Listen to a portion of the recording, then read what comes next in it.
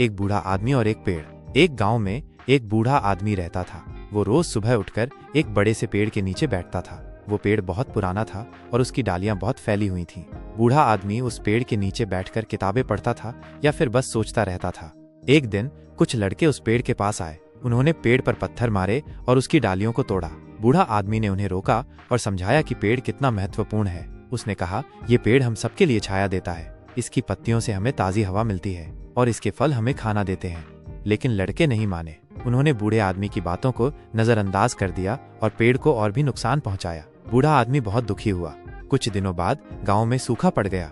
नदी सूख गई और खेत सूख गए। पेड़ों की पत्तियां सूख गईं और फल नहीं लगे। गांव वाले बहुत परेशान थे। उन्हें समझ में नहीं आ रहा था कि ऐसा क्यों हो रहा है। तभी एक बुद्धिमान व्यक्ति ने गांव वालों को बताया कि पेड़ों के बिना जीवन संभव नहीं है। उसने उन्हें बताया कि पेड़ ही हमें ऑक्सीजन देते हैं और बारिश लाते हैं।